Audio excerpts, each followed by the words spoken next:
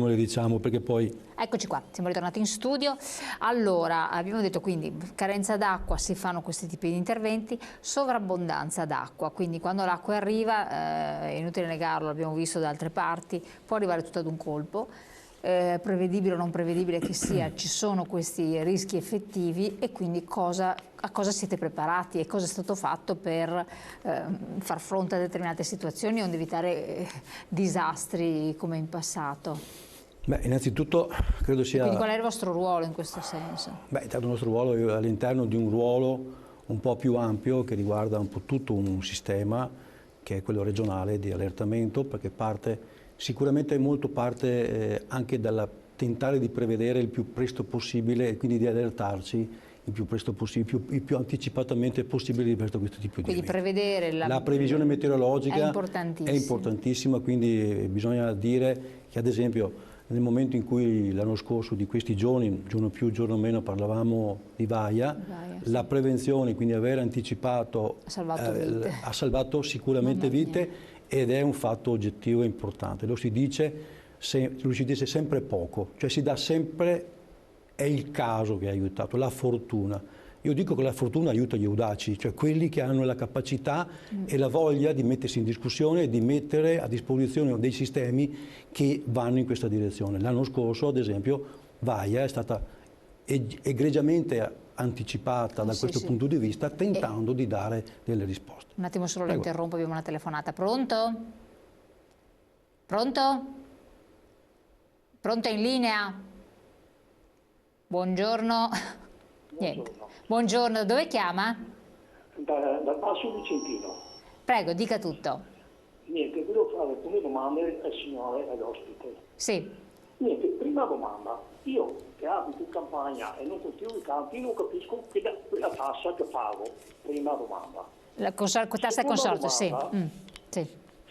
Seconda domanda, qua nella mia zona dove abito io e in giro, i contadini hanno chiuso molti fossi di una volta prima. E dopo non so, un'altra domanda che mi sta, non so se è di competenza sua, vedo qua i fiumi che passano, quelli un po' più grossi, il Guà, il Piampo, pieni di piante. Ma qualcuno non pensa mica a pulire quelle cose lì? Grazie mille, buongiorno. Grazie, buongiorno, grazie della sua telefonata. Prima domanda, la tassa, ritorniamo, rispieghiamola perché so che questa è la solita questione, ma abbia pazienza Presidente, ma è importante perché poi quando uno va a rinnovare anche il proprio voto deve sapere perché lo fa.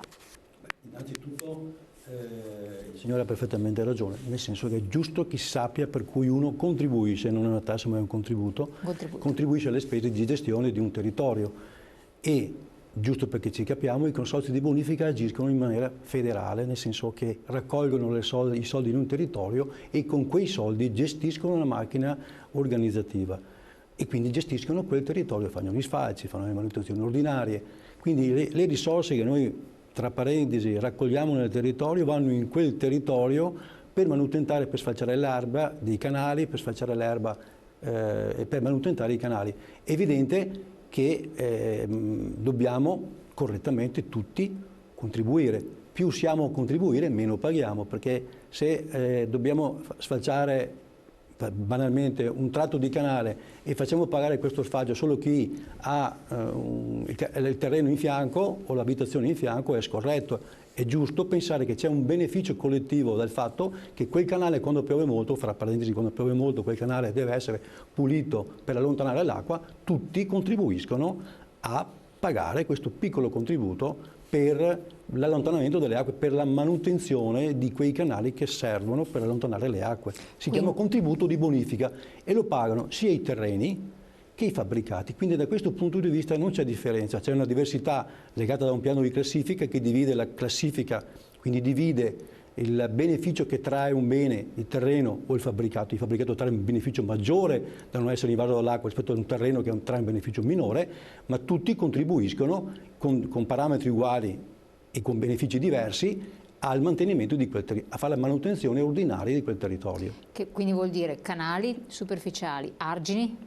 canali, fossi e alvei dei fiumi. Il personale che ci metti da guardiania, la sorveglianza di quei canali, apri paratoie, chiudi paratoie, in contesti nel basso vicentino, se non mi ricordo male. Sì, del Chiampo. Del Chiampo ci sono diversi canali che sono arginati, quindi normalmente l'acqua entra in questi canali attraverso delle chiavi, che queste chiavi che sono chiuse, l'acqua rimane nei campi, quindi c'è un lavoro continuo di sorveglianza e di manutenzione dei canali che sono proprio compito dei consorzi di bonifica, in quei canali di competenza dei consorzi di bonifica. Chiusura dei fossi da parte di diversi operatori agricoli.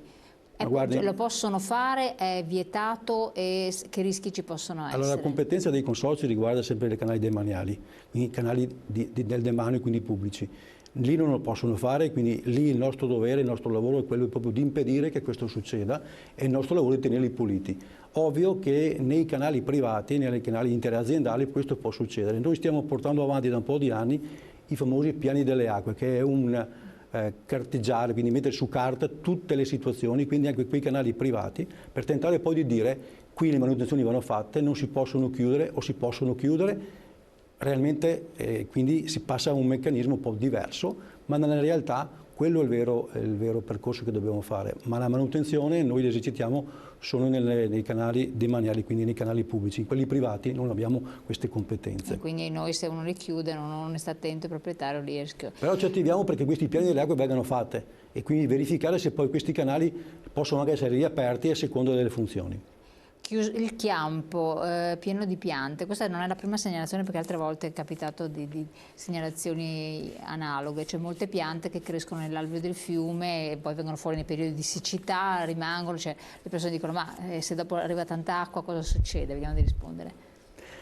Ma allora, io non ne faccio una questione di competenza, cioè tocca al genio civile, ai consorzi di bonifica. La questione delle piante è un grande problema. È un grande problema. È un grande problema perché poi ci sono, mi passa questo termine, io non sono, cerco di essere asettico, ma abbiamo visioni diverse rispetto agli alberi. Beh sì. Abbiamo sensibilità diverse rispetto agli alberi. Io, che sono anche in qualche altro consiglio di amministrazione di qualche parco, per essere molto, capire, la situazione è che ci sono delle sensibilità diverse. Io sono per il fatto che se ci sono da togliere vanno tolti, se sono dentro in alveo vanno tolti, perché creano sicuramente dei problemi. Il problema poi, mi sembra che ci sia una nuova norma di interpretazione sulla finanziaria o su una legge nazionale da poco, e ad esempio tutte queste rame, tutti questi alberi non vengono più trattati come immondizia, mi passi il termine, ma vengono riciclati. È un grande passo in avanti perché altrimenti tutti questi alberi venivano trattati e mandati in discarica con costi importanti. Sì, quindi bisogna trovare delle soluzioni anche di buon senso per tentare di avere sì la pulizia, ma non a costi eccessivi, perché poi tutti questi costi ritornano drammaticamente nelle tasche dei contribuenti, cioè pensare che tutto venga immune da costi è difficile. Assolutamente. Chiedo alla regia se ci mette in onda i messaggi precedenti che non ho avuto modo di leggerli, uno parlava sempre del punto di pagamento di tasse, vediamo un attimo. No, questo è l'effetto siccità, terminerà quando smetteranno di spruzzare tutte queste scie chimiche. E poi l'altro... Certo che pagare la tassa e trovarsi ogni 5 anni sott'acqua perché i fiumi sono pieni di scoasse non lo trovo molto corretto. Le chiuse davanti a casa mia sono sempre piene di spazzatura. Allora, l'accumuli di spazzatura, questo è anche, esatto, questi accumuli che ci sono, è competenza dei consorzi toglierli, giusto o no?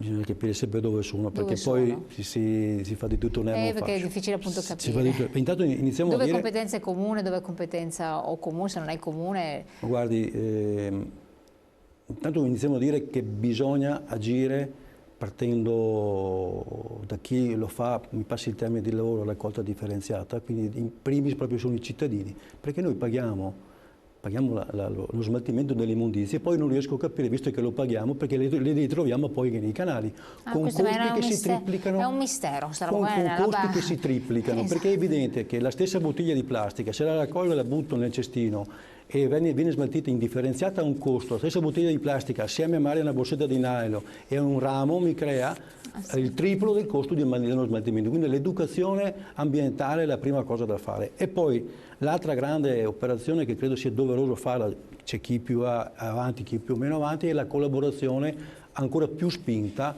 fra tutti quegli enti comuni, enti di raccolta dei rifiuti, consorzi di bonifica, per trovare intanto la strada per sensibilizzarli e poi trovare quei meccanismi che ci consentono di raccoglierli il più possibile e smaltirli a costi più bassi possibili, quindi tentare di differenziare al massimo. Assolutamente. Però quando un cittadino, per esempio, vede davanti a casa sua, come c'è scritto il telespettatore, un messaggio, no? Che c'è una chiusa ed è piena di immondizie, ne ho viste anch'io passando in alcune zone, e vedi che ci sono tutte queste immondizie accumulate. Perché? Perché vengono giù, perché appunto i miracoli del Signore, sempre bottiglie ci sono in giro, quant'altro, plastica, e dice, caspita, se viene pioggia poi qua l'acqua si alza e succedono disastri. A chi deve segnalarlo? E come fa a capire chi compete cosa? Credo che il primo a essere segnalato siano sicuramente i consorzi e i comuni che sono interessati, perché poi lì c'è sempre le norme, la normativa, la burocrazia, le carte. Esatto, quindi chiama il consorzio, è proprio il consorzio e il comune interessato, perché poi solitamente ma l'immondizia di chi è? Chi l'ha fatta l'immondizia? L'acqua non produce immondizia. Chi la deve raccogliere più che altro? Ma sì, ma il problema è chi la fa l'immondizia, perché poi rispetto a chi la fa è la competenza dello smaltimento, per cui ci avviamo in un percorso comunque difficile. Io credo che, ripeto, la soluzione stia in qualcosa che si sta già facendo e mi auguro vada implementata, in una sinergia, ad esempio, fra consorzi e enti che smaltiscono, perché ad esempio i consorzi raccolgano e gli enti smaltiscano, perché questa è la collaborazione che porta innanzitutto a ridurre, perché ci sono costi, ripeto, costi che non le dico nemmeno a quanto si ammonta, perché se facciamo i costi di cosa ammonta in Veneto lo smaltimento dei rifiuti, siamo seduti per fortuna. Non esagero a dire che lo smaltimento tra costo diretto e costo indiretto raggiunge il €1.000.000. Caspita. E quindi ragioniamo di queste, non ci dovrebbero essere nell'acqua le immondizie, non ci dovrebbero essere nell'acqua le immondizie, i sacchetti di plastica, non ci dovrebbero essere, perché deve essere raccolti in qualche altro modo.